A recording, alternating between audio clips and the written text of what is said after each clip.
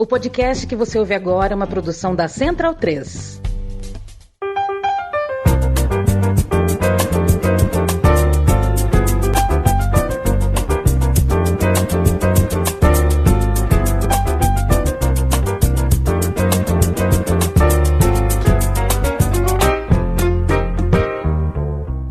Olá, ouvintes da Central 3, está começando mais uma edição do podcast Meio Campo. Comigo estão Bruno Bonsante, Felipe Lobo e Leandro Stein. Hoje, segunda-feira, 17 de fevereiro, um baita calor aqui na capital paulista. Nem vou perguntar pro Lobo, porque imagino que em Limeira deva estar mais quente ainda. No Vale do Paraíba também, para o Stein, mas nossa, não tem uma nuvem no céu aqui na capital. Eu, inclusive, dormi muito mal essa noite por conta do calor. Relatos, né, de que a zona norte do Rio de Janeiro está sem água hoje, lá também uma onda de calor muito forte. E para fazer aquele link, né, canalha, a temporada europeia está pegando fogo também, né, amigos? Temos aí grandes destaques, né, nesse programa, final de semana cheio ali no Velho Continente, mas a gente começa pela Itália, né, com a vitória da Juventus no derby de Itália, né, contra a Internazionale, que acabou ajudando o Napoli, né, já que os partenopei haviam empatado no sábado. Podiam ver a distância para a Inter diminuir, mas acabou acontecendo o contrário, né? O Napoli conseguiu abrir mais um ponto de diferença em relação à vice-colocada.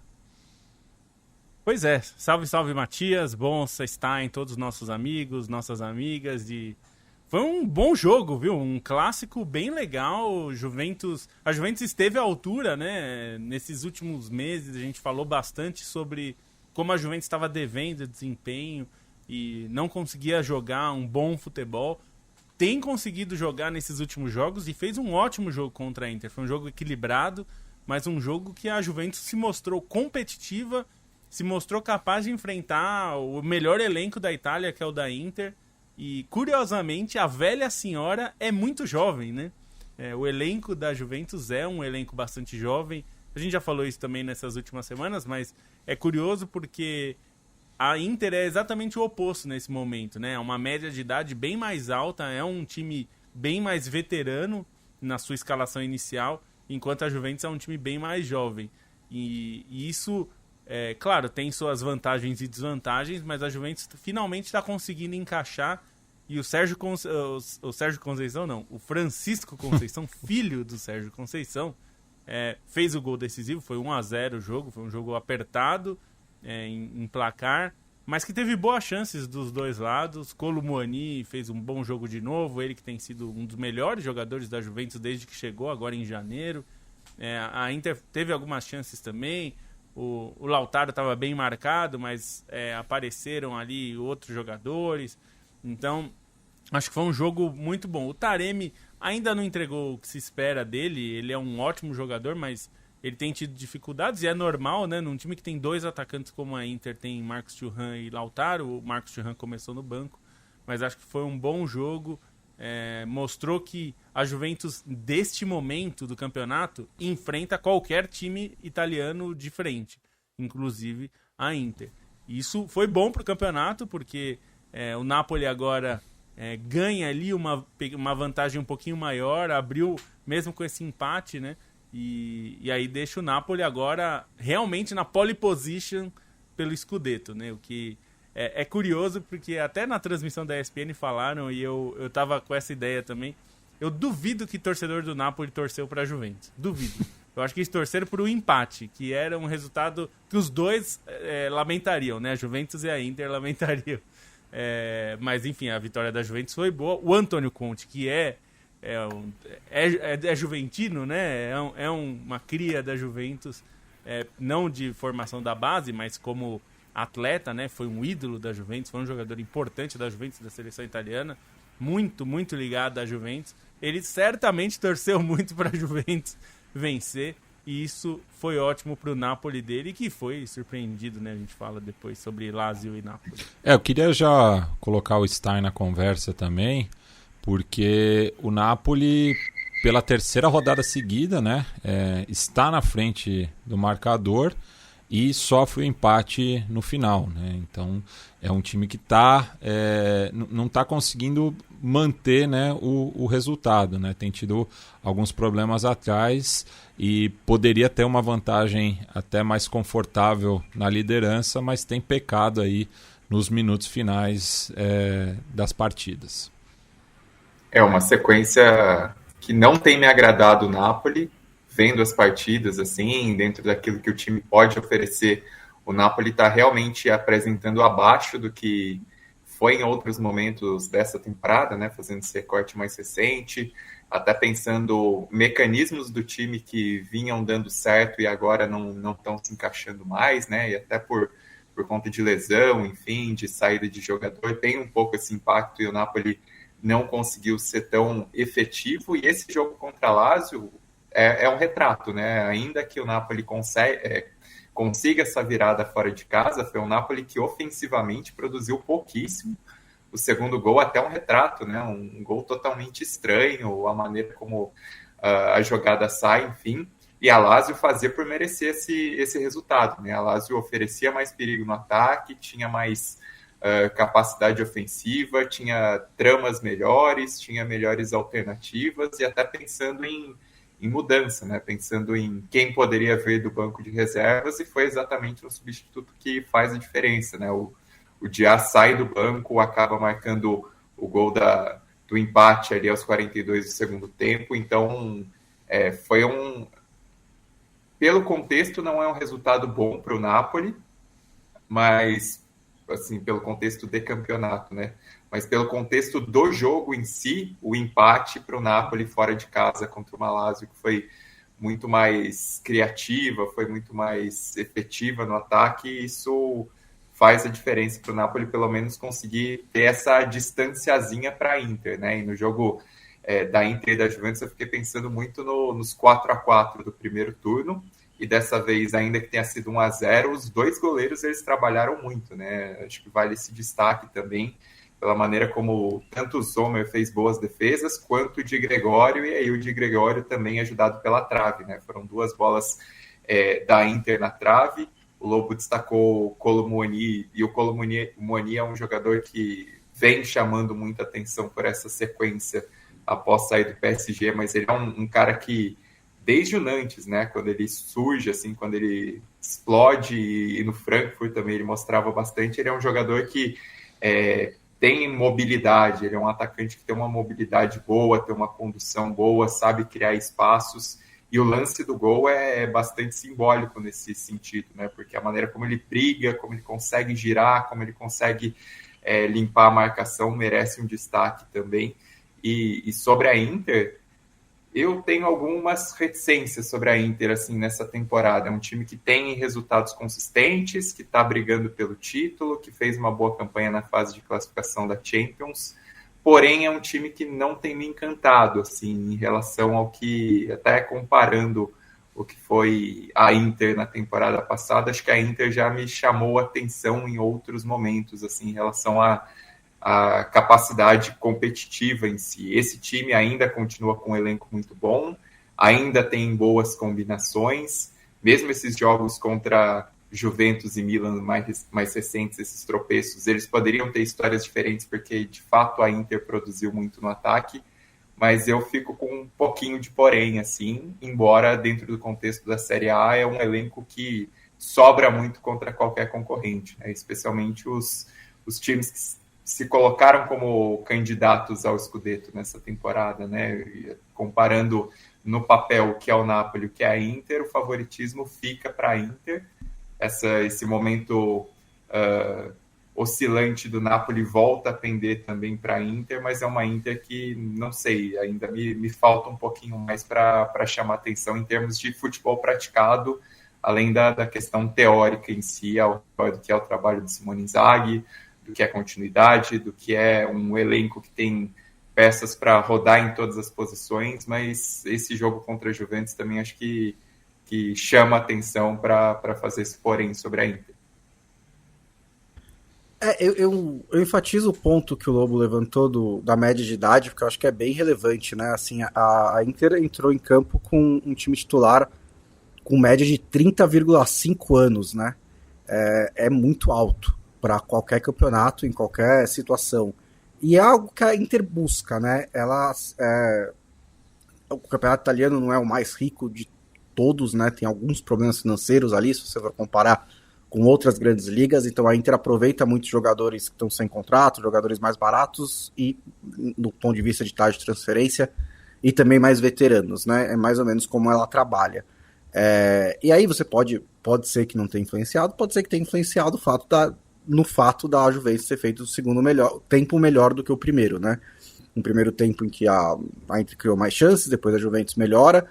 O Dumfries, principalmente, deve ter saído de campo muito frustrado, né? Porque ele teve boa parte de chances da Internazionale quando a Inter era melhor. Acho que a entrada do Colomoni nesses últimos semanas, né? Ele chegou em janeiro, ajudou muito a potencializar essa Juventus, porque ele faz coisas que o Vlahovic não faz, né? Eu acho até o Vlahovic é um bom centroavante, acho até críticas um pouco exageradas em relação a ele, mas o Colomoni é outro tipo de jogador, né? A assistência que ele dá, não só na habilidade, mas também na insistência, né? Porque a bola uma hora escapa ali, ele consegue se esticar e ainda dar o passe para o Francisco. O Vlahovic não faria, né? Poucos jogadores fariam, aliás. É uma jogada maravilhosa, né? Do Colomoni. A Juventus, com um time que, para falar da média de idade, né? Tava 24,4 anos, né? Então a diferença de times titulares era de 6 anos, em média. Que é um negócio absurdo, né? Praticamente outra coisa completamente diferente. E é um time que, assim, a gente fez bastante, eu pelo menos fiz piada sobre a quantidade de empates da Juventus e tudo mais, mas era um time que estava mostrando alguma coisa, né? Era um começo de trabalho do Thiago Motta, né? Assim, a gente nunca cobra que esteja tudo perfeito nos primeiros meses, mas a gente quer ver progressão, né? E sinais positivos. Eu acho que a Juventus estava mostrando isso. E agora parece ter entrado numa boa sequência. Curiosamente, é a mesma fase, mesmo momento da temporada em que o Bologna, na temporada passada, também arrancou na Série A, né, com uma sequência de várias vitórias. Então, talvez tenha alguma coisa aí sobre a maneira como o Thiago Motta monta suas equipes, ou talvez não, mas a Juventus está nesse momento em boa fase, e não só em boa fase, como na melhor fase entre os líderes do campeonato italiano, né? O Napoli tem 3 empates nas últimas 5 rodadas, a Inter tem 2 derrotas e 1 empate, a Atalanta tem 2 empates e 1 derrota. Então isso meio que congelou a briga pelo título, né? Tem 5 pontos de distância entre o Napoli e a Atalanta.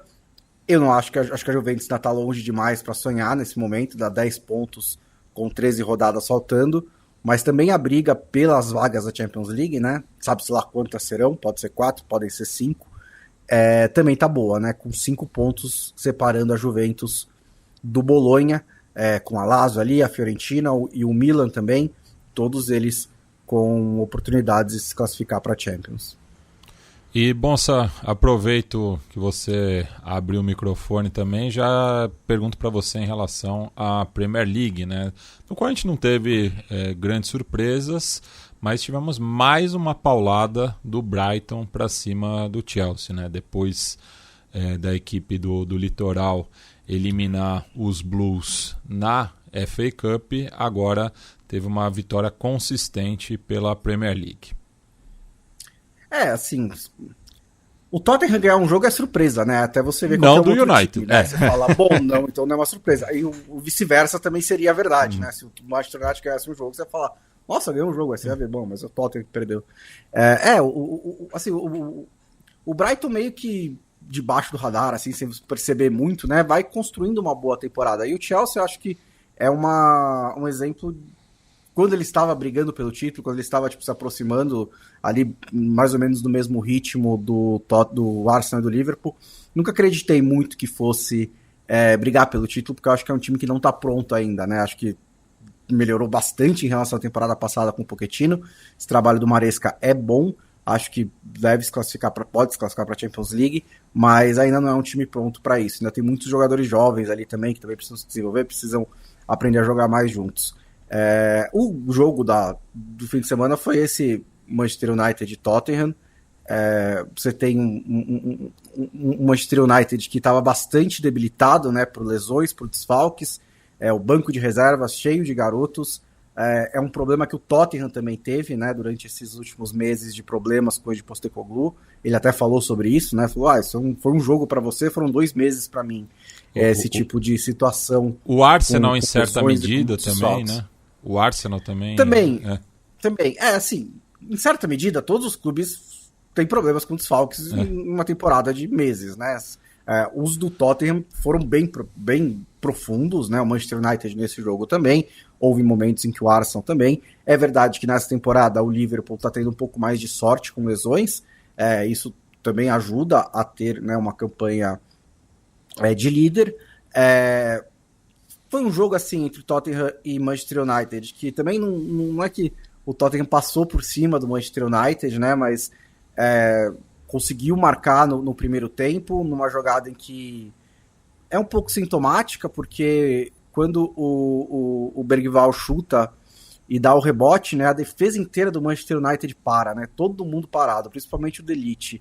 E não é que o Maddison tava, tipo, no limite do impedimento. Ele tava muito em posição legal, ele tava, tipo, 2 metros atrás, né. Não era um lance de dúvida ali pra defesa parar e fazer aquele de, ele tá impedido. Então, e também sintomático os gols perdidos, né, principalmente do Garnacho, cara a cara com o Vicario, voltando depois de muito tempo. São sintomas de um time que não tá, né, em um bom momento, no geral, assim, nem na parte psicológica, nem na parte técnica. Pra tabela, assim, não faz grande diferença a vitória do Tottenham, os dois ainda estão lá embaixo, né, mas pro moral do Tottenham é bom, pro moral do Manchester United é horrível. E teve a vitória do Manchester City também, que acho que é bastante relevante, né, 4-0 sobre o Newcastle, 3 gols do Marmouche. Ainda foi um City que mostrou algumas hesitações na saída de bola, né? Permitiu um lance do Isaac, que o Stones acabou desviando, mas o Marmouche aproveitou muito bem as suas chances no primeiro tempo, foi um hat-trick em poucos minutos. O primeiro dos gols com assistência do Ederson, que chegou a 6 gols em sua carreira, em 6 assistências em sua carreira na Premier League, é o goleiro com mais assistências. Fez algum gol? Oi? O Ederson chegou a fazer algum gol? O Alisson tem, né? Eu não me lembro. O Alisson tem aquele contra o West Brom. Não. O Ederson não. O Ederson não. Teve toda a história dele virar cobrador de pênalti. De pênaltis, teve essa história. Mas não se concretizou. Mas não, o Alisson fez aquele gol de cabeça contra o West Brom. E a vitória, né, ótima pro moral do City, que vai ter que fazer trabalho impossível nessa semana. Não sei se alguém tem um trabalho mais difícil do que o City no futebol, que é tentar reverter, né, um jogo de Champions League contra o Real Madrid no Bernabéu. Sobre o Marmouche, achei bastante interessante a atuação dele, até para mostrar para o Guardiola o que pode ser feito contra o Real Madrid, né? O Marmouche é um jogador, é um atacante que ele tem muitos recursos, e isso ficou expresso nesse conjunto de 3 gols, né? Porque ele aparece na área para finalizar, ele recebe esse lançamento em profundidade, ele consegue marcar um gol também pegando uma bola rasteira em velocidade, limpando a marcação e batendo no canto. Então, é um jogador que pode ser útil, né? Essas contratações que o Manchester City fez em janeiro, a gente até falou, são contratações que elas até têm cara de um projeto um pouquinho mais longo, porque são muitos jogadores jovens. Eles ajudam a encorpar o elenco nesse momento de crise, mas não são necessariamente aquelas soluções emergenciais.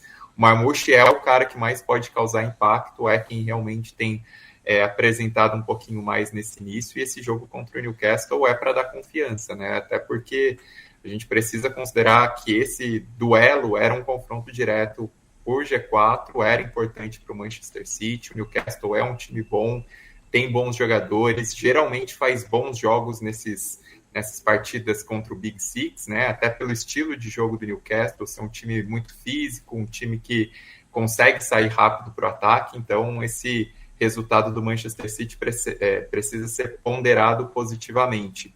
E aí, só para dar alguns destaques individuais, um que o Bonsa falou, o Vicário, assim, o tanto que ele pegou nesse jogo foi fundamental, né? O Ananá também fez boas defesas, mas o Vicário acaba desequilibrando esse jogo a favor do Tottenham. No jogo do Brighton e do Chelsea, tanto o Mitoma quanto o Minté, eles assinam algumas jogadas espetaculares, né? O domínio do Mitoma no lance do primeiro gol é um negócio absurdo. O Minté, muito inteligente, espaço curto, consegue limpar a marcação, merece destaque. Aí é um Brighton que sabe contratar muito bem, né? Sabe olhar os destaques, isso é um dos méritos do Brighton, enquanto o Chelsea... Eu tive alguns momentos que eu acreditei um pouco mais no Chelsea nessa temporada, mas claramente é um time que estava vivendo mais de momento do que estava pronto para aquilo, né? Pronto para ter uma consistência ali, sobretudo entre os 3 primeiros colocados. Não é isso que a gente vê sobre o Chelsea. Existe até um desgaste já sobre o Maresca, algumas discussões, e vamos lembrar que, embora seja bom dar tempo para o técnico, ainda mais um técnico que chegou nessa temporada, o Chelsea, historicamente, não só nessa gestão, não é um clube que costuma ter paciência com seus treinadores, né? E aí, com esse volume de contratações, mesmo sendo muitos jovens, ver o quanto não só a questão dos resultados, mas os problemas, como ficaram expostos nesse jogo contra o Brighton, não podem gerar algum desgaste. E no jogo do Arsenal, né, o destaque acaba sendo o Merino, que é escalado como centroavante ali, faz a diferença, né? E é outra questão também bastante evidente dos problemas do Arsenal em relação aos seus centroavantes, né? Com as lesões e com a inação no mercado de transferências. O Merino foi escalado ali na emergência, na necessidade. Vamos lembrar que o Merino até tem um papel de destaque como, entre aspas, artilheiro na Eurocopa, né? Ele acaba decidindo aquele que talvez tenha sido o jogo mais difícil da Espanha contra a Alemanha na prorrogação, nas quartas de final, e acaba sendo essa estrela da sorte nesse jogo contra o Leicester, em que o Arsenal criou bastante, buscava o ataque, mas tinha dificuldades, né, para transformar isso no placar. O Nwaneri, mais uma vez, demonstrou seus recursos, né? Já tinha criado boas chances, acaba dando assistência, mas o Merino pode ser um paliativo aí, vamos ver se ele vai ser usado outras vezes nessa posição que não é a dele, mas que talvez seja importante para o Arsenal, pelo menos, ter alguma ideia diferente, né? Porque, de fato, falta um elenco mais profundo, sobretudo nessa posição no ataque. As lesões atrapalham ainda mais o time. Tem jogadores que podem fazer essa função, mas não tem necessariamente uma presença física na área tão grande, né? Isso pode ser interessante para o Arsenal, pensando na forma como é um time de posse de bola, de pressão ofensiva. Às vezes é bom ter um cara para se impor dentro da área. O Merino acabou sendo imponente de uma maneira que ninguém esperava nessa rodada. É uma evidência que o Arsenal precisava de um atacante que não contratou. Isso já tem se arrastado.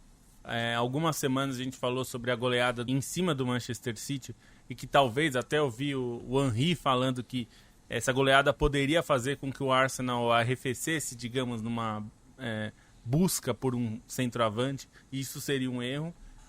Continua sendo um erro. O Arteta achou essa solução. O Merino, como o Stein falou, já na seleção espanhola se mostrou um jogador capaz de fazer gols, mas é uma improvisação, né? Assim, para um time que quer brigar pelo título, que é o caso do Arsenal neste momento, que quer dar esse passo, você precisa, no mínimo, ter uma opção no banco capaz de fazer isso. Eu sei que é uma série de lesões também, que você não tem como prever que todas essas lesões vão acontecer, né? Como o Gabriel Jesus e o Havertz, né? Que são as opções para ali. Mas você precisa estar disposto a fazer as adaptações, e o Arsenal teve o mês de janeiro para contratar, não fez isso. Nem uma contratação por empréstimo, que, enfim, poderia ser uma solução temporária, né? Se você não quiser fazer um gasto grande no momento que você está sem ter a certeza daquele jogador, enfim. Mas teria que ter buscado. O Arsenal consegue essa vitória, mas em outros momentos isso faltou e os pontos ficaram pelo caminho. É parte das... Não é todas as razões... Isso não explica tudo da distância atual, mas é uma parte da explicação atual da distância entre o Liverpool e o Arsenal, porque o Liverpool várias vezes teve que lidar, inclusive buscando o Jota, ou colocando o Darwin Núñez, ou colocando outros jogadores pelo meio. O Liverpool buscou soluções, e isso faz diferença aí no acumulado de pontos, né? Que o Liverpool teve uma vitória sofrida nesse fim de semana também, não deu uma finalização no segundo tempo inteiro, né, num jogo em Anfield pela Premier League, o que é não só raro, se não me engano, é sem precedentes. Não chegou assim a ser super ameaçado.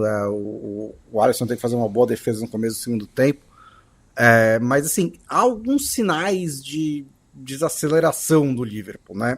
Se você pegar desde a virada do ano, todos os tropeços têm as suas ponderações, né? 2 clássicos que estava vencendo e levou empate, perde do Tottenham pela semifinal da Copa da Liga, mas depois goleia e avança até a final, então não tem problema nenhum. Perde do PSV num jogo que já tinha garantido o lugar entre os 8 primeiros na fase da Liga, da Champions League. Perde do Plymouth pela Copa da Inglaterra, mas com um time bastante reserva. Tem também algumas boas vitórias ali no meio, né? Principalmente 2-0 sobre o Bournemouth, mas um time que no começo da temporada parecia que tudo que tocava era ouro, né? Tava dando tudo certo a favor do Liverpool. Desde a virada do ano deu uma desacelerada. E ainda há tempo, né? Para o Arsenal perseguir o Liverpool. São 7 pontos, faltam 13 rodadas, tem um confronto direto, então não está nada decidido ainda, mas acho que o Liverpool precisará dar uma aceleradinha ainda de novo, né? Tentar reencontrar um pouquinho mais da forma dos primeiros meses para assegurar esse título que em certo momento da temporada parecia inevitável. Ainda era muito cedo, eu nunca achei que fosse inevitável, não acho que agora é também, acho que a briga ainda está aberta, mas só alguns sinais não de fraqueza, mas de vacilo, de hesitação do Liverpool nesse momento. E só para contextualizar, né, são 7 pontos de vantagem do Liverpool para o Arsenal, e um pouco mais atrás está o Forest com 47 pontos, e a equipe de Nottingham foi derrotada nessa rodada para o Fulham em sua visita ao oeste de Londres. Não, só para complementar que o confronto direto é em Liverpool na antepenúltima rodada, né? Então o Arsenal precisaria chegar até lá ainda, né? Perto ali, nessa região de pelo menos até do que 7 pontos para ser realmente viável ganhar o jogo e conquistar o título depois. Bem, nesse momento o cenário não é para isso, né? Talvez mude, mas nesse momento, mesmo com o Liverpool eventualmente tendo problemas, não dá para imaginar isso, né? O Arsenal não dá sinais que vai ser um time de o Manchester City de temporadas anteriores, de ganhar 15 pontos de 18 possíveis, sabe? Isso é difícil, porque é esse o rendimento que vai precisar. Vai ter que ganhar coisa de 80 e poucos % dos pontos para ter chance, né? Para tirar. Porque o Liverpool perdeu um jogo só. Isso, um jogo apenas, e empatou menos também, né, do que o Arsenal, que tem... O Arsenal tem apenas 2 derrotas também, mas empatou mais, né? Então não conseguiu aproveitar. Estamos aqui na metade do programa, dá uma passada pelo pessoal que está nos acompanhando ao vivo. O Murilo manda um abraço aos amigos, o José Sobreira Targino Neto, sempre presente, nos manda um abraço lá de João Pessoa, na Paraíba. Luiz Guilherme Pereira diz que maravilha acompanhar o ao vivo, grande abraço para todos. O Matheus Borges diz que FSG, mão de vaca do baralho. Francisco Setaro manda um abraço aos amigos. O José Nilson Vinícius manda um boa tarde, assim como o Gétrio, sempre presente. O Wanderson Santos manda um salve ao meio campo, um saludo de Passo Fundo, lá no Planalto Médio, no Rio Grande do Sul. O Délios Fernandes manda um salve aqui também, assim como a Cecília Madeira, que disse que foi um jogo muito bom esse Inter e Juve. Depois dele, ela olhou um pouco São Paulo e Palmeiras e a diferença foi gritante. Nossa, choque rei, foi bem fraco mesmo. O Davi Oliveira manda um boa tarde, ele que se tornou membro aqui do canal do Meio Campo. Pergunta para mim, Masayoshi Takanaka ou Cassiopeia? Eu manjo muito pouco de música pop japonesa, pop rock, enfim. Eu gosto do Pizzicato Five. Os outros dois eu não conheço tanto para emitir uma opinião, assim, um veredito. Rafael Caleb, que também é apoiador, manda um boa tarde aqui. Christian Federico manda um salve. O Gladson Rafael Nascimento, lá de Curitiba, diz que foi inspirado na gente para começar um projeto de documentação da Suburbana de Curitiba, um dos campeonatos amadores mais fortes do Brasil. Ele manda aqui um abraço para a gente. O Alan Freires, que também é apoiador, manda um boa tarde aqui. O Matheus Borges diz que o FSG não solta nada, a Konaté nunca foi muito saudável e tem que jogar todas, e que o Gravenberg tem que jogar todas, Nunes não é confiável. Bem, o Nunes eu já emiti minha opinião em outras oportunidades. E o Matheus Gregório manda aqui um boa tarde. O Leandro Stein, tivemos na Bundesliga duelo entre o líder e o vice. Um jogo bastante movimentado, bem pegado também, né? O pessoal exagerou um pouco nas faltas. O Bayer Leverkusen acertou 2 vezes o travessão defendido pelo Neuer, mas o jogo ficou no Ocho, né? Mas foi um bom duelo. Foi um jogo bem divertido de assistir, especialmente se você não tem compromisso com nenhum dos dois times. Foi um jogo bom, porém um jogo que retrata um pouco o estágio das duas equipes, né? O Bayern de Munique é o líder, é uma equipe que tem dado pouquíssima margem a erro na Bundesliga, né? É um time que tem feito seus pontos quando necessário, tem aproveitado muito bem esses confrontos mais abertos na Bundesliga, mas é um Bayern de Munique que, algo que eu já falei em outros momentos no programa, é um Bayern de Munique que não oferece tanto em partidas de maior peso, né? Ainda falta um pouco de consistência esse Bayern de Munique, e de novo aconteceu nesse jogo, né? Um Bayern que, se a gente for comparar com o Leverkusen, o Bayern de Munique ele tem um elenco melhor, assim, um elenco com mais recursos, com jogadores com mais estrelas, enfim, com mais qualidade individual, mas coletivamente o Leverkusen não me traz muitas dúvidas que é mais equipe, que é uma equipe mais sólida e que é uma equipe que até mudou mecanismos nessa temporada, né? Porque não começou a temporada tão bem assim quanto na temporada passada, até porque o que fez na temporada passada foi inédito na história da Bundesliga, mas foi um time que conseguiu manejar para melhorar, sobretudo nessa sequência mais recente, né, em que se colocou de fato como uma ameaça ao Bayern de Munique. Esse jogo era para consolidar esse status, só que o problema é que o Leverkusen não conseguiu aproveitar as chances, né, e foi um Leverkusen assim, disparado o melhor time em campo. Não, acho que não tem muita questão, ainda que tenha sido um bom jogo, não tem como questionar como o Bayer Leverkusen foi um time muito melhor, né? E até se a gente for comparar as estatísticas, na posse de bola, o Bayern de Munique até teve alguns momentos superiores, sobretudo no primeiro tempo. O segundo tempo, o Leverkusen cresceu e terminou com 56% de posse de bola. Mas se a gente for analisar chances de gol, até finalizações, né? O Bayern de Munique foram só 2 finalizações no jogo. Nenhuma finalização no primeiro tempo. Então é pouquíssimo de um Bayern de Munique que se espera mais para se impor no confronto direto, né? Para tentar, enfim, encarar o seu principal adversário. Tudo bem que a vantagem no topo da tabela dava uma comodidade para o Bayern de Munique de poder lidar com esse jogo, né? De poder jogar pelo empate, mas não é que a gente espera de um Bayern de Munique jogar contra o empate. Pelo empate contra o Leverkusen. Nesse sentido, o Bayern de Munique ficou devendo bastante, ainda que tenha saído com resultado favorável e com essa dose de sorte, né? Porque, de fato, o Leverkusen criou mais chances, teve 2 bolas na trave, o Neuer chegou a fazer boa defesa, teve um lance do Wirtz já no finalzinho, que ele chega de bate-pronto e manda uma bola ao lado da trave. Então, por aquilo que apresentou, o Leverkusen merecia melhor sorte no jogo, não conseguiu ser tão competente assim, e os 8 pontos de vantagem que permanecem a favor do Bayern de Munique deixam esse caminho aberto em relação ao título. O que eu fico em dúvida para o Bayern de Munique é pensando em Champions League, pensando em sequência de temporada, porque é um time que eu ainda vejo como imaturo para encarar esses grandes jogos, e até acho que o Leverkusen em jogos de mais peso me agradou mais pensando em Champions League também. Talvez o Leverkusen seja um time até para fazer uma campanha mais longa na Champions que o Bayern de Munique, mas isso a gente vai precisar ver. O Bayern de Munique ainda precisa se provar um pouco mais. Não, que eu acho que não tem muita... Talvez tenha alguma, mas assim, eu diria que nesse momento, né, o Bayern Leverkusen é um time melhor do que o Bayern de Munique.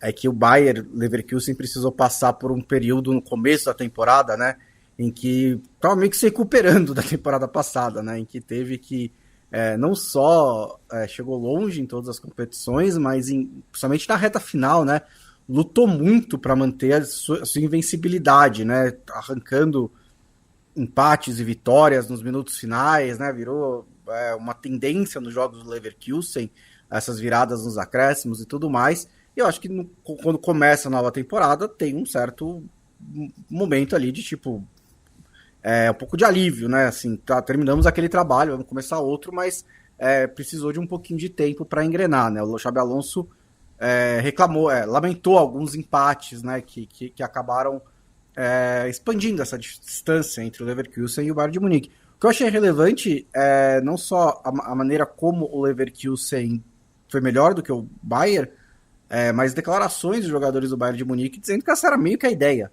né? Que eles quiseram mesmo defender, tentar atrapalhar o Leverkusen, que treinaram muito fechar a entrada da área e coisas que você não imagina o Bayern de Munique fazendo em nenhum jogo de Bundesliga, né? E que também, assim, 1 ano e meio atrás, se você falasse que o Bayern de Munique ia jogar assim contra o Leverkusen, era meio que doideira. Mas foi o que aconteceu, né? Porque o Bayern tá entre confrontos da Champions League, né? Contra o Celtic, um confronto que acabou sendo até mais difícil do que o esperado no meio de semana. Tem essa vantagem para defender, então fez uma conta simples, né? Se a gente não mantém 8 pontos com uma rodada a menos, ótimo, né? A responsabilidade é do Leverkusen. O Leverkusen criou para ganhar, né? Acho que também, considerando que o Bayern se retraiu tanto assim, até fez um trabalho ok de defender o Leverkusen, embora tenha havido as chances para o Leverkusen ganhar o jogo, mas o Leverkusen acabou não convertendo, né? Inclusive com o Wirtz, que é o grande sonho de consumo do Bayern de Munique, né? Mas que por enquanto ainda parece um pouco distante. E uma coisa que já nem é surpresa foi mais uma derrota, né, do Borussia Dortmund, dessa vez para o Bochum, né, que briga contra o rebaixamento, estava há 4 jogos sem vencer, mas pegou o Borussia Dortmund, não tomou conhecimento e bateu os aurinegros por 2-0. Né? Lembrando que o Dortmund está aí, né, entre as 2 partidas de 16avos de final da Champions League, então não entrou, né, com dedicação exclusiva, né, para esse jogo, mas também não justifica, né, mais um tropeço do Borussia nessa temporada. Só para, assim, eu não assisti esse jogo e eu fui procurar depois, até para entender se o Dortmund tinha jogado com time reserva, e não foi isso, né? Jogou com basicamente todos os titulares, ou quase todos. O time era bem completo, não foi um time enfraquecido. Mas o Dortmund é o famoso uma no cravo, outra na ferradura, né? Fez um excelente jogo na Champions, num jogo que até teve um primeiro tempo, né, mais equilibrado e melhor até para o Sporting, aí depois sai tudo aquilo. E tá numa situação muito confortável para classificar, então eu imaginei que ia pisar firme nesse jogo da Bundesliga, porque precisa de pontos, né? A gente tá falando do time que é 11º na tabela, 11º. Pro Dortmund, eu entendo se você disser que ganhar o título todo ano pro Dortmund não é algo factível. A gente tá falando de um campeonato que tem o Bayern de Munique, que é notoriamente mais forte e mais rico. Mas o Dortmund estar fora dos 4 primeiros é uma vergonha, sim, porque o Dortmund é um time... O Bonsa já escreveu sobre isso, já falou sobre isso outras vezes também, como a gente fala do Dortmund, parece que a gente está falando de um time de pouco faturamento. É menor em relação ao Bayern de Munique, mas a gente está falando de um time que tem um faturamento alto, que consegue ter uma receita alta de TV e de outros meios também. Eu não lembro qual que era a comparação, era com o Chelsea, Bonsa, você lembra? Mas era com algum inglês... Era equivalente a do Chelsea, isso, o faturamento da última temporada. Então a gente não tá falando de um time pobre, né? Porque às vezes também fica essa sensação que os ingleses são todos ricos e coitado do Dortmund. E não é assim. A gente tá falando de um time que tem faturamento. Então, uma coisa o time não conseguiu ganhar o título. Ok, como aconteceu há alguns anos. A gente criticava a falta de capacidade de decidir, né? Na hora H. Mas fora dos 4 primeiros... Não vai para a Champions League na próxima temporada, né? A não ser que aconteça um milagre, mas eu acho que a essa altura não dá para esperar isso. Isso é uma falha gritante e gigantesca, assim. Isso é para derrubar a diretoria inteira do Dortmund. O Lobo, só para colocar em perspectiva, né? O Dortmund está na 11ª posição no momento. Enfim, está longe, né, da zona do rebaixamento, mas também está longe da zona de classificação para a Champions League. São 8 pontos, né, em relação ao Leipzig, que é o 4º colocado no momento.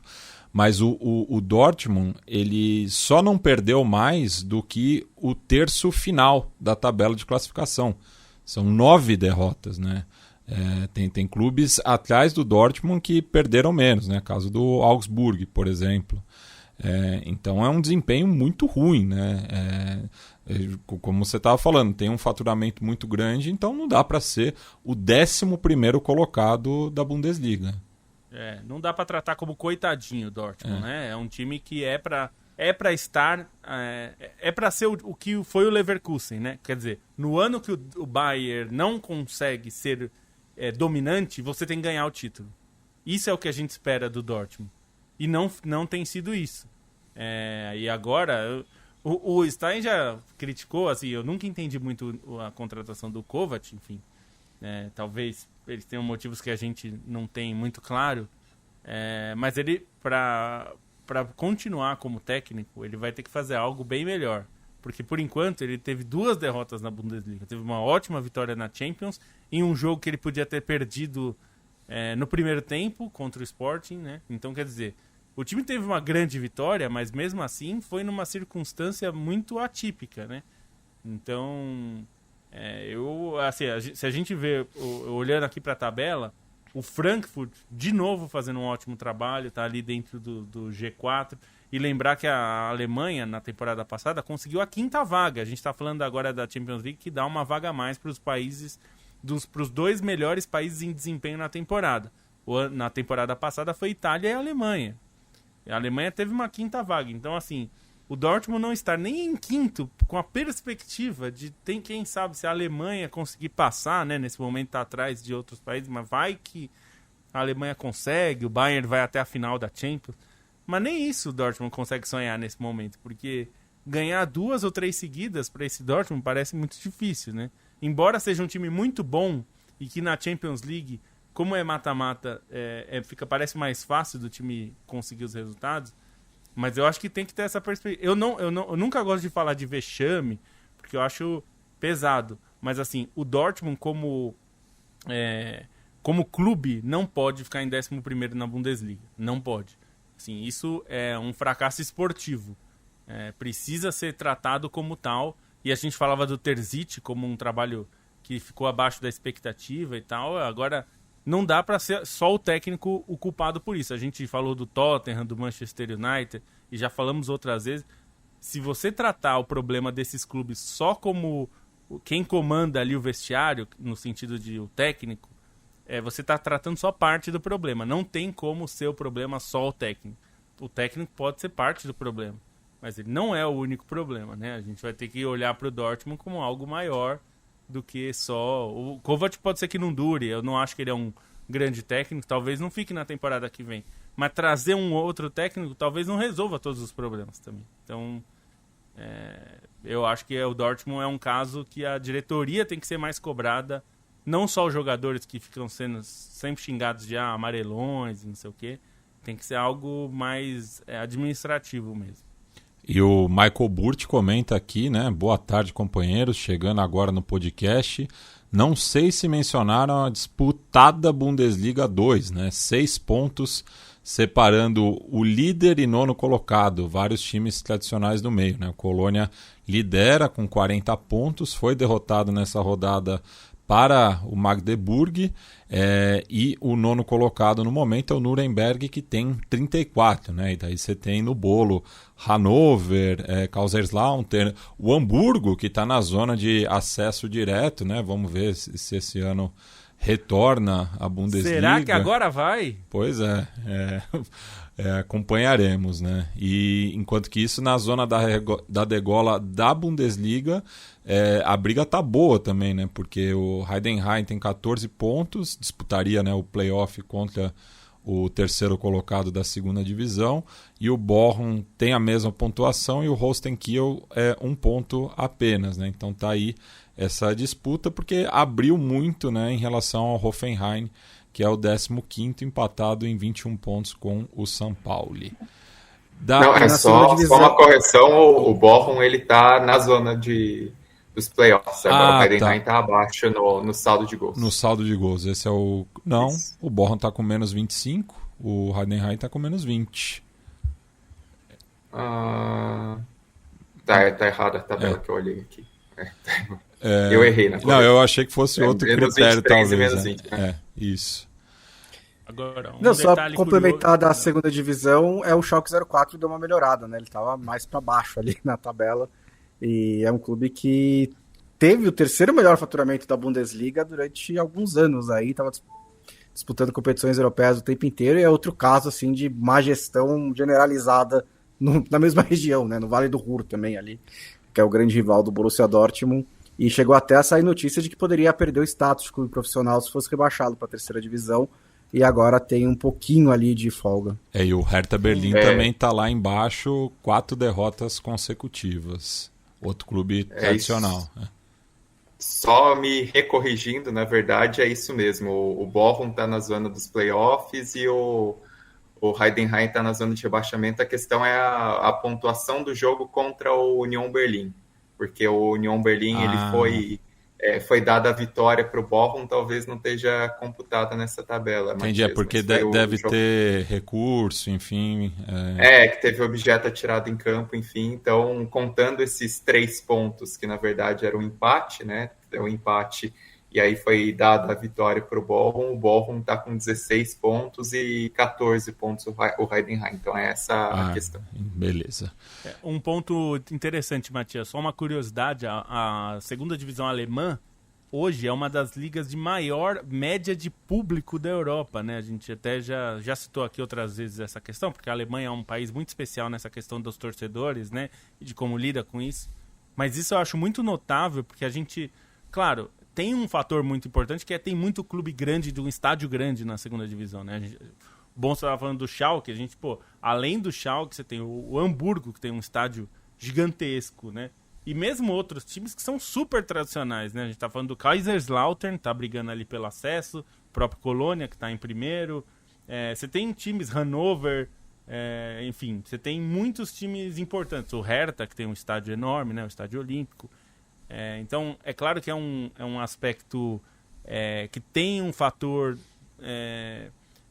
de, nesse momento, ter muitos times de estádios grandes na segunda divisão, mas é notável que uma das ligas de maior média de público da Europa, nesse momento, seja a segunda divisão da Alemanha, né? É algo para se valorizar, porque no fim, futebol é para as pessoas, né? Então, se você, o ideal é você lotar os estádios, e o ideal é você lotar os estádios mantendo algum nível de acesso para todas as pessoas que querem ter acesso, né? Então, quando a gente fala de modelo alemão, acho que o modelo alemão mais interessante é esse, de pensar na arquibancada, nas pessoas que querem estar no estádio, respeitar a questão social, né?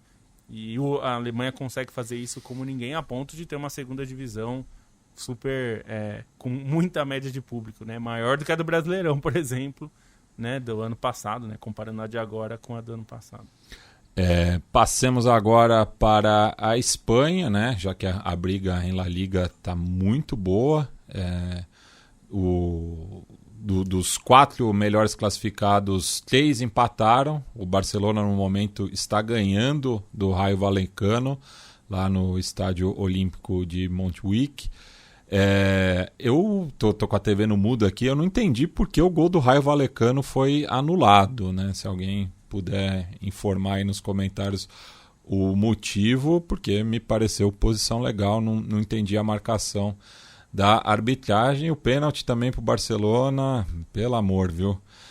Mas enfim, se os Blaugranas ganharem, assumem a liderança, né? Já que tanto o Real Madrid quanto o Atlético e o Atlético Clube empataram no final de semana.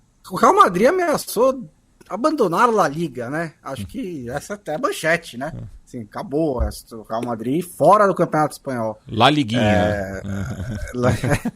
Assim, o Bellingham foi expulso e a imprensa espanhola está discutindo se fuck off é tão ofensivo quanto fuck you, né? Então, acho que essa é a grande discussão do momento ali. Acho até que tem certo sentido a defesa do Bellingham, mas enfim, não acho que deveria ser o principal ponto de discussão, né? Claro que é um exagero por parte do Florentino Pérez, ele e o Tebas estão sempre brigando, né? Talvez porque o Florentino Pérez lidere, né? Tenha liderado, entre outras coisas, né? Tenha liderado a ideia da Superliga Europeia, que transformaria a competição do Tebas, né? Em algo meio redundante, então tem vários motivos ali de briga. Eu não acho que, se a gente fizer um levantamento histórico, vai dar para sustentar a tese de que a arbitragem prejudica o Real Madrid no Campeonato Espanhol, né? Acho que isso não vai ser o resultado de um levantamento frio. Então, foi uma rodada que todo mundo empatou, né? Então, assim,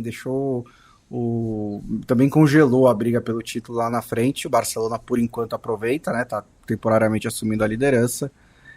Mas é uma briga pelo título que tá realmente assim, meio um pouquinho empacada nesse momento. Mas é doido pensar que o Barcelona chegou a ter um momento que a gente falou, vixe, agora ninguém pega mais. O Atlético teve um desses também, né?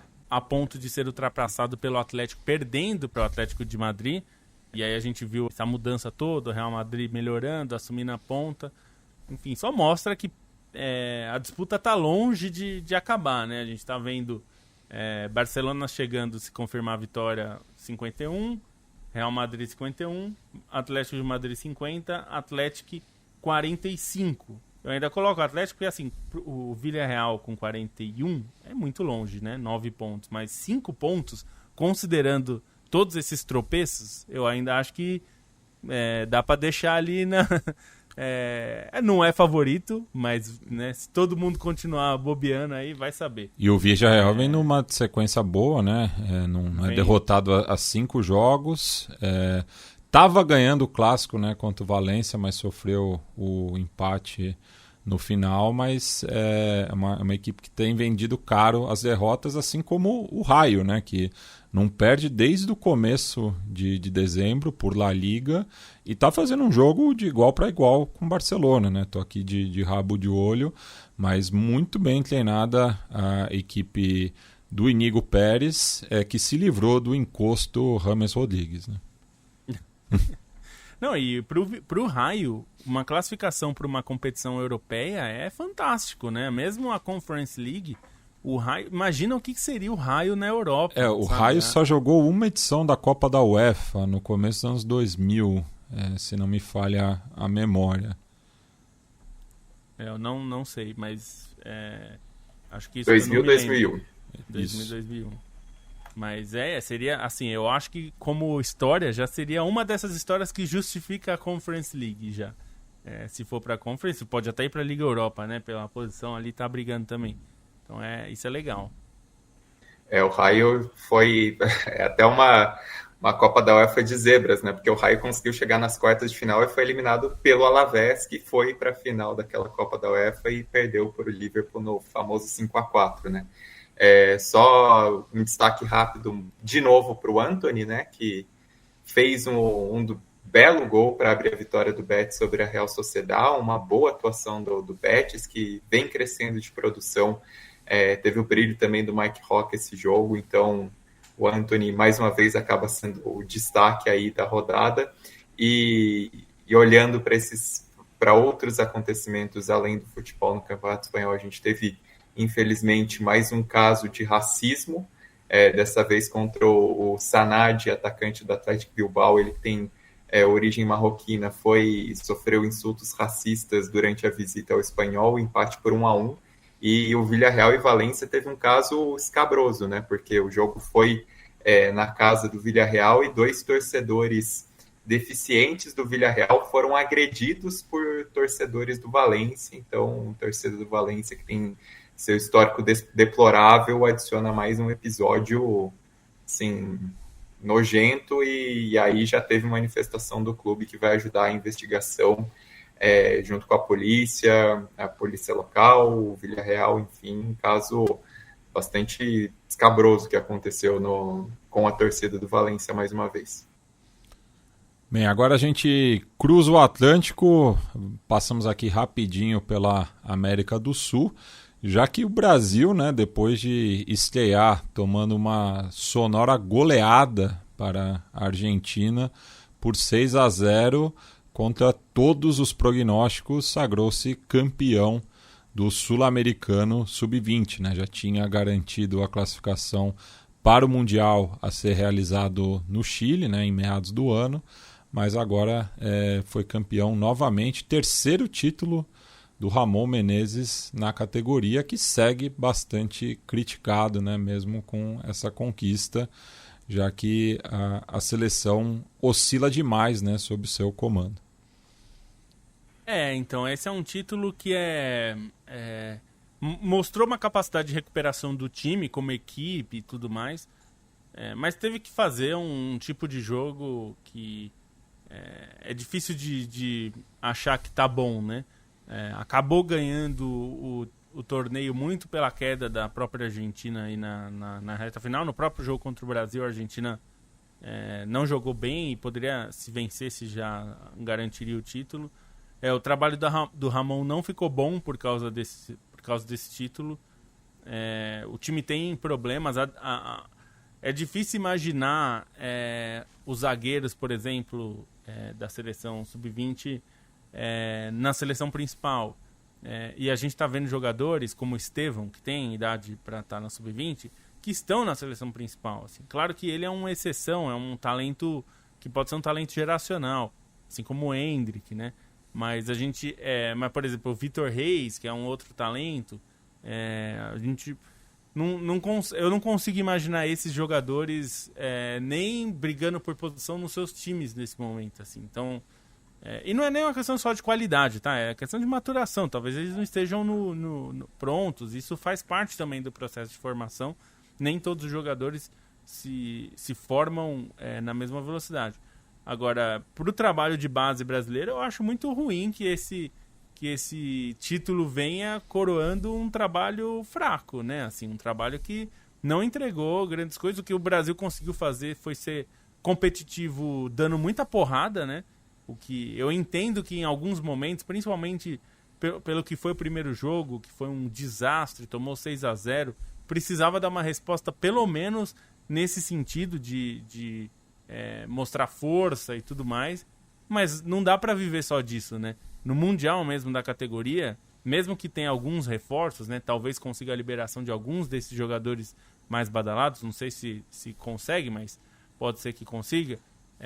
Mas só o Pedrinho ali, que foi o camisa 10 do time, o Pedrinho ex-Corinthians está no Zenit, se for só ele, como foi esse sul-americano, para carregar o time nas costas, assim, porque o time não tem coletivo, então ele meio que faz jogadas ali o tempo todo, buscando a bola, indo e fazendo e acontecendo. Acho que é pouco para uma seleção.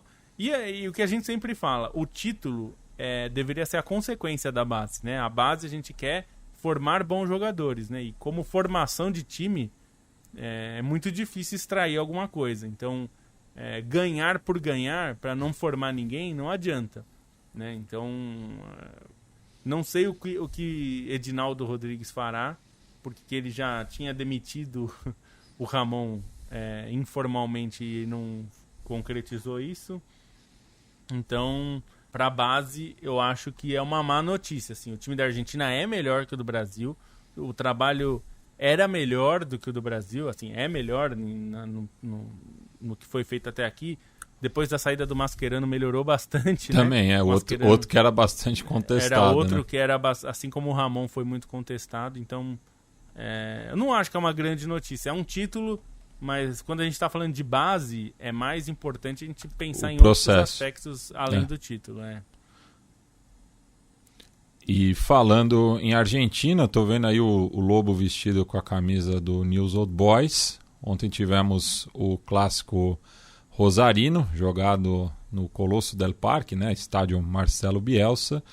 Nova vitória do Rosário Central, que agora leva vantagem no confronto também na casa do arquirrival, né? Saiu na frente com 2-0, inclusive os dois gols muito parecidos, né?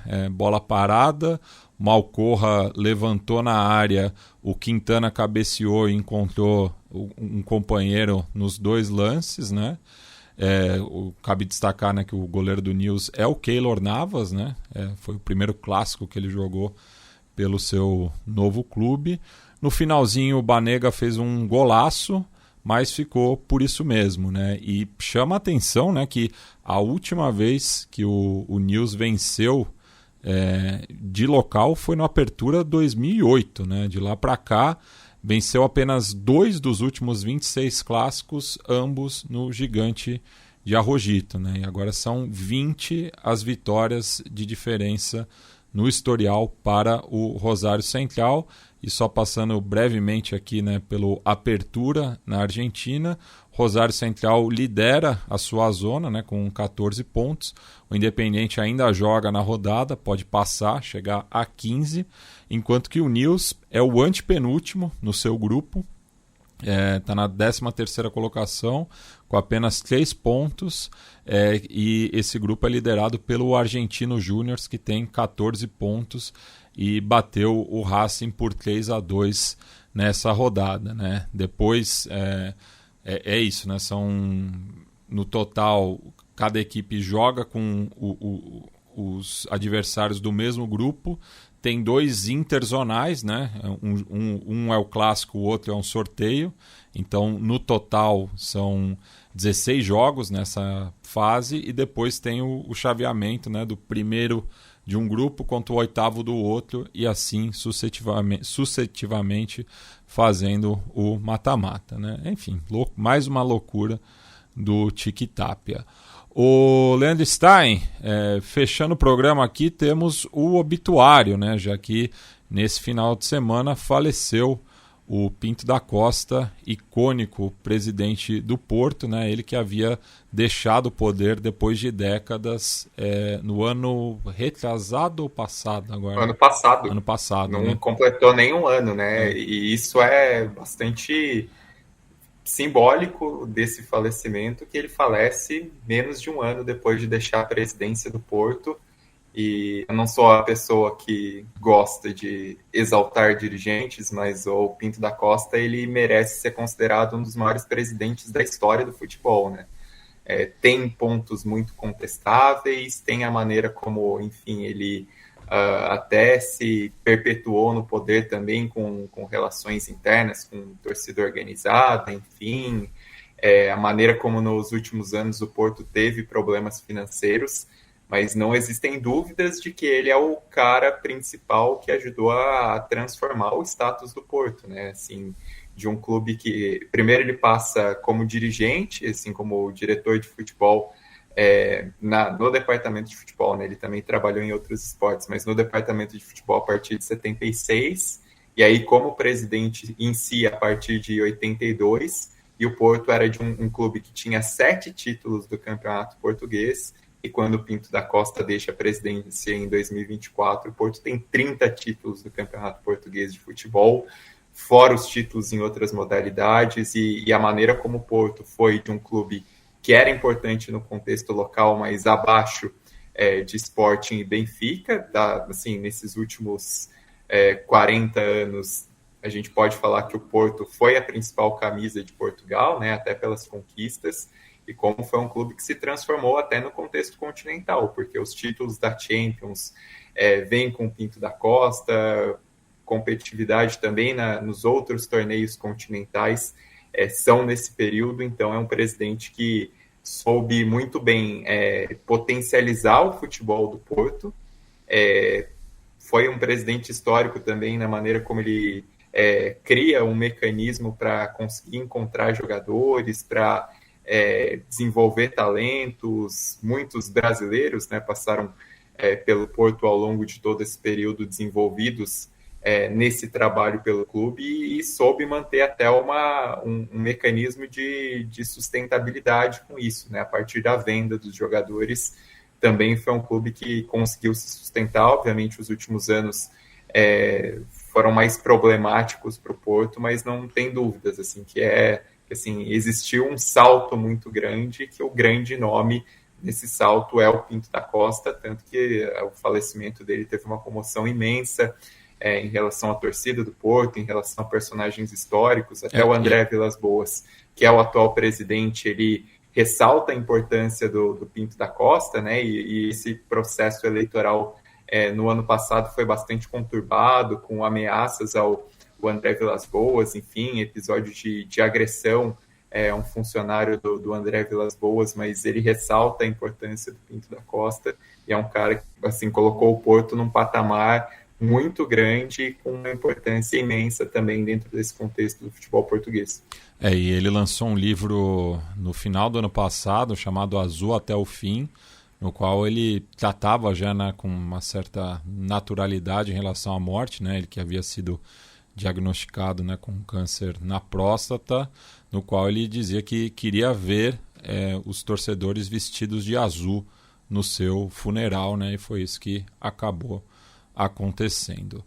Bruno Bonsante, me dá um destaque da rodada da Champions League deste meio de semana. Um só. Feyenoord de Milan e Feyenoord, eu acho que vai ser um jogo bem interessante. O Feyenoord saiu na frente, ganhou por 1-0, o jogo em San Siro, é o jogo sozinho, 3 da tarde, 15 para as 3 da tarde dessa terça-feira. É o jogo que eu tô... Sem tirar, né, Real Madrid e Manchester City, né? Não vou falar Real Madrid. Esse daí vocês conseguem deduzir sozinhos, que vai ser legal. Mas acho que tem esse Milan e Feyenoord. Celtic, Bayern, Borussia Dortmund e PSG pode deixar para lá. Esses daí acho que vão passar. A vaca já deitou. Problemas. Se vocês tiverem que prestar atenção num jogo, prestem atenção nos outros. E até que sexta-feira. Até sexta-feira estaremos de volta aqui às 17 horas. Felipe Lobo, o seu destaque final agora. Vamos lá. Eu vou falar de outro jogo, porque o PSV e Juventus para mim é um jogo interessante, porque justamente a Juventus a gente falou, né, de ganhar da Inter nesse clássico foi super importante, mas é um jogo difícil, né? Vai jogar depois de conseguir uma vitória bem apertada em casa, vai jogar contra um adversário que é perigoso, que mostrou isso no Allianz Stadium, que pode ser perigoso, então vai jogar lá nos Países Baixos. Acho que tem potencial aí do PSV passar, precisa de uma vitória simples para pelo menos levar para a prorrogação, pênaltis, enfim. Então acho que vai ser um jogo interessante. A Juventus vai ter que mostrar um pouco disso que a gente viu contra a Inter nesse jogo também e segurar esse resultado. Então é um jogo que eu ficaria de olho. É isso, senhores. A gente se reencontra na sexta-feira a partir das 14 horas. Fica aqui um abraço coletivo para o Leandro e a mim, que não está presente conosco, mas esperamos vê-lo em breve. Então, sempre lembrando, todas as segundas-feiras, 17 horas, sexta-feira às 14 e pouco depois, né, que a gente acaba a live, já pinga aí nos tocadores de podcast, assina o feed, é muito importante. Se puder, considere apoiar também o canal do Meio Campo, assinar a newsletter, que isso nos ajuda bastante. É isso, a gente se vê numa próxima. Tchau, tchau.